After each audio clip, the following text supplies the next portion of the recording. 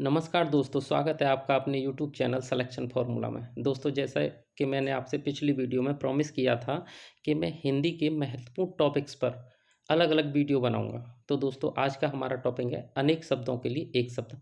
दोस्तों, इस टॉपिक पर रिलेटेड मैंने 120 प्लस अनेक शब्दों के लिए एक शब्दों को इस वीडियो में संकलित किया है।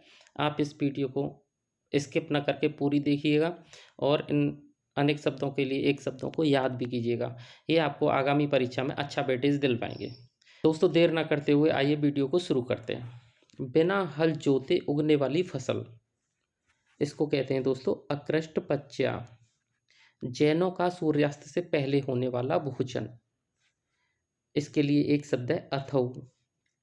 पश्चिम दिशा जहाँ सूर्यास्त होता है, उसके लिए एक शब्द है अथमना। जिसकी कीमत कम हो, उसके लिए एक शब्द होता है बच्चों अनर्ध्य। ऐसी प्रशंसा जिससे निंदा का भाव निकले, उसके लिए एक शब्द होता है अपस्तुति। अपस्तुति। निष्फल न होने वाला के लिए एक शब्द होता है अमोघ। अगला है वह बात या भाव जिसे प्रकट करने की इच्छा हो, उसके लिए एक शब्द है अभिप्रेत। दोस्तों, आप इस वीडियो से स्क्रीनशॉट भी ले लीजिएगा और अच्छे से इनको 2-3 बार लर्न कीजिएगा। अगली स्लाइड को देखते हैं। जो घबराने वाला ना हो, उसको कहते हैं अकातर। जो तर्क से सिद्ध ना हो, उसके लिए एक शब्द है अतर्क्य। जो बस में ना हुआ हो, उसके लिए एक शब्द है अनायत। किसी के गुण को भी अवगुण समझना के लिए एक शब्द है असूया। जिसको जीता न जा सके, उसके लिए एक शब्द है अजय। अजय। जो अपनी बात से टले नहीं, उसके लिए एक शब्द होता है अटल। जो किसी पर अभियोग लगाए, अभियोग लगाने वाला कहलाता है अभियोगी। जो सबके मन की बात जानता हो, अंतर्यामी। पीछे पीछे चलने वाला, पीछे पीछे चलने वाला होता है अनुगामी। अगली स्लाइड देखते हैं। जो शोक करने योग्य न हो, उसको कहते हैं अशोच्य।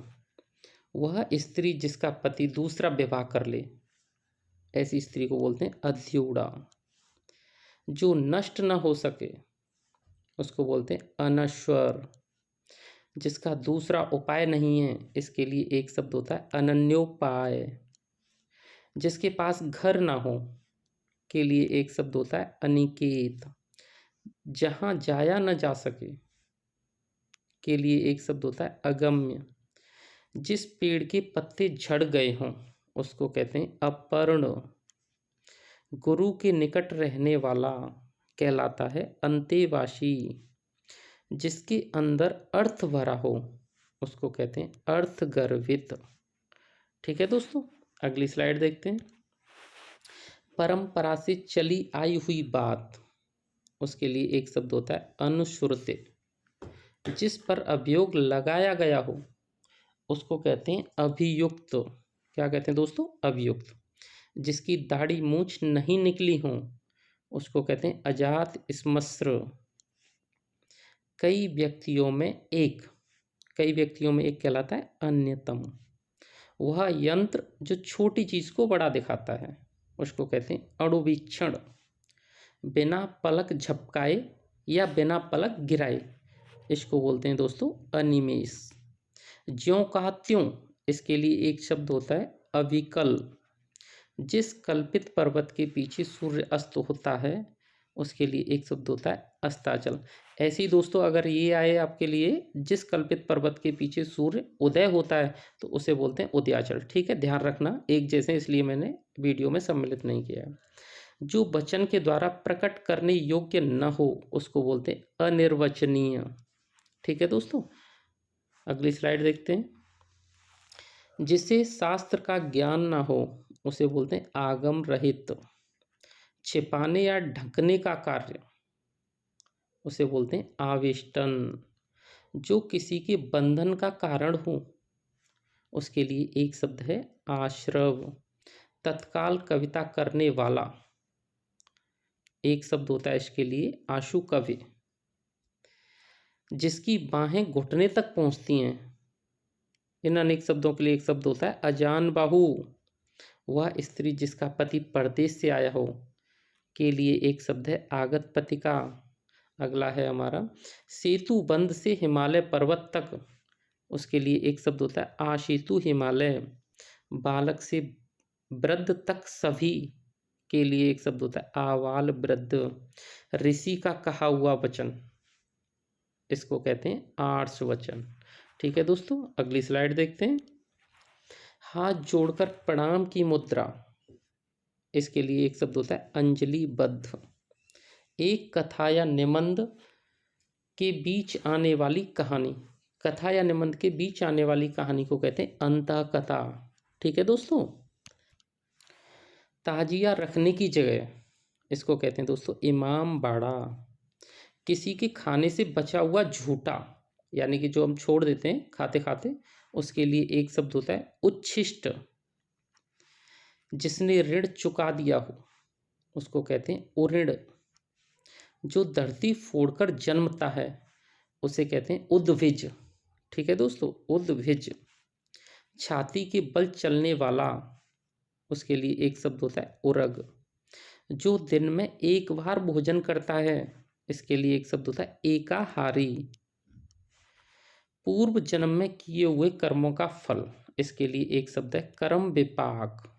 ठीक है दोस्तों, अगली स्लाइड। कर्मों में बाधा डालने वाला, इसके लिए एक शब्द होता है कर्मोपघात। कर्मोपघात। जो कष्ट सहन कर सके उसे कहते हैं कष्ट सहिष्णु। जो कानों को सुनने में कटु लगे, कर्ण कटु, कटु मतलब कड़वा। ठीक है। जहां मुर्दे गाड़े जाते हैं उस जगह को कहते हैं कब्रगाह। किसी वस्तु को देखने की बलवती इच्छा, इसके लिए एक शब्द है कौतूहल। जिसे खरीद लिया गया हो, इसके लिए एक शब्द होता है क्रीत। जिसे बाहरी जगत का ज्ञान ना हो उसे कहते हैं कूप मंडूक। जो सब शास्त्र पढ़ चुका हो उसके लिए एक शब्द होता है बच्चों कृतागम। कांटों से भरा हुआ, एक शब्द है कंटकाकीर्ण। अगला स्लाइड देखते हैं बच्चों, आप स्क्रीनशॉट जरूर लेते जाइएगा। ठीक है। जिसके सिर पर बाल न उगे उसके लिए एक शब्द होता है खलवाट। रात और संध्या के बीच की बेला, यानी कि रात और संध्या के बीच का जो समय, उसको बोलते हैं गोधूली। पंजाबी भाषा की लिपि गुरमुखी। स्वयं गुरु बनकर दूसरों से अपनी पूजा कराना, इसके लिए एक शब्द होता है गुरुडम। करने की इच्छा, करना मतलब कुछ भी करने की इच्छा, करने की इच्छा के लिए एक शब्द होता है चिकीड़सा। चार राहों के मिलने का स्थान, जहाँ चार रास्ते आके मिलते हैं उसे बोलते हैं चौराहा। जहाँ अनेक प्रकार के पशु पक्षी रखे जाते हैं, चिड़ियाघर। गद्य पद्य मिश्रित काव्य, गद्य और पद्य मिश्रित काव्य क्या होता है बच्चों? चंपू। पेट की अग्नि, इसको बोलते हैं जठराग्नि। ठीक है। अगला स्लाइड देखते हैं।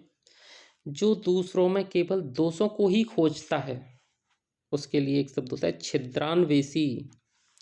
जान से मारने की इच्छा, इसको कहते हैं जिघांसा। जीतने की इच्छा, ये होती है जिगीड़सा।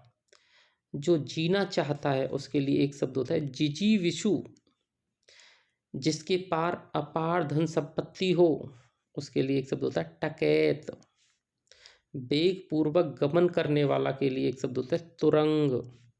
ये तुरंग घोड़े के लिए भी प्रयोग किया जाता है। तैरने की इच्छा, इसको कहते हैं तितीर्षा। जो तर्क शास्त्र जानता हो उसके लिए एक शब्द होता है तार्किक, या दूसरा शब्द आप ये भी कह सकते हैं तर्कशास्त्री। ठीक है। जिसे पकड़ना कठिन हो, दुर्धर। अगला स्लाइड देखते हैं। जिसे कठिनाई से जाना जा सके, दुर्गेय। जो कठिनाई से समझ में आता है उसके लिए एक शब्द होता है दुर्बोध, जिसका बोध बुरी तरह से कठिनाई से होता है। दिन के बाद दिन, इसके लिए एक शब्द होता है दिनानुदिन। जिस स्त्री का भाग्य खराब हो उसके लिए एक शब्द है दुर्भगा। जिसका जन्म द्वीप में हुआ हो उसके लिए एक शब्द होता है द्वैपायन। देने की इच्छा, उसे बोलते हैं दित्सा। 2 वेदों को जानने वाला द्विवेदी। साथियों ये यहाँ एक ही लिया गया है, 2 वेदों को जानने वाला द्विवेदी, 4 वेदों को जानने वाला चतुर्वेदी, 3 वेदों को जानने वाला त्रिवेदी। ठीक है, एक जैसे हैं। जिसने किसी विषय में चित्त लगा दिया है उसके लिए एक शब्द होता है दत्त चित्त। जो कठिनाई से बचता है उसके लिए एक शब्द होता है दुष्पाच्य। ठीक है, अगला स्लाइड देखते हैं। जो विलंब से काम करे उसे बोलते हैं दीर्घ सूत्री। तेज चलने वाला उसके लिए एक शब्द होता है द्रुतगामी। 2 बार जन्म लेने वाला द्विज। श्रेष्ठ गुणों से संपन्न सूरवीर नायक इसे बोलते हैं धीरोदात्त।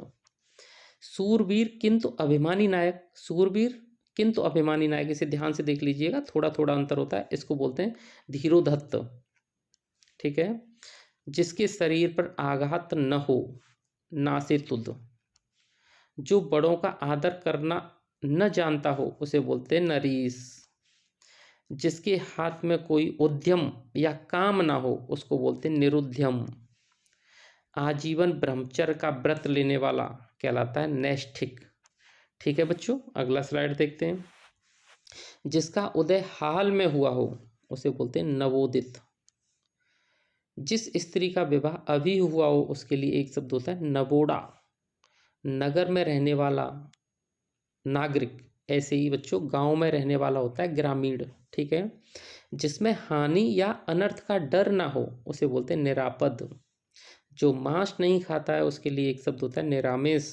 नीली है आभा जिसकी उसके लिए एक शब्द है नीलाभ।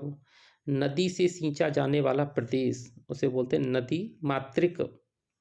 जिस स्थान पर अभिनेता अपना श्रृंगार करते हैं उसे बोलते हैं नेपथ्य। आपके लिए ऐसे भी आ सकता है पर्दे के पीछे का स्थान, उसको भी नेपथ्य बोलते हैं। ठीक है, पापों में डूबा हुआ पाप निमज्जित। अगला स्लाइड देखते हैं बच्चों। जिसका बदला दिया जा चुका हो, जिसका बदला दिया जा चुका हो उसे बोलते हैं प्रतिकृत। मनुष्य की साधारण मृत्यु उसके लिए एक शब्द है प्रमीत। पहले से की जाने वाली आशा या अनुमान उसके लिए एक शब्द होता है प्रवेच्छा। पति को चुनने की इच्छा वाली कन्या उसके लिए बोलते हैं पतिंबरा। पर पुरुष से प्रेम करने वाली स्त्री ये कहलाती है परकिया। जो दूसरे का सौभाग्य देखकर दुखी होता है उसके लिए एक शब्द होता है परश्री कातर। जो स्त्री प्रिय बोलती है उसके लिए एक शब्द होता है प्रियंबदा। जो पृथ्वी से संबद्ध हो उसे बोलते हैं पार्थिव। पर्वत की पुत्री इनको कहते हैं पार्वती। ठीक है, पर्वत की पुत्री के लिए एक शब्द होता है पार्वती। अगला स्लाइड देखते हैं बच्चों। जो पूछने योग्य है उसे बोलते हैं पृष्ठव्य। मार्ग में खाने के लिए भोजन इसके लिए एक शब्द होता है पाथेय। जो पहनने लायक हो उसके लिए एक शब्द होता है परिधेय। वह स्त्री जिसे पति ने त्याग दिया है उसके लिए एक शब्द होता है परित्यक्ता।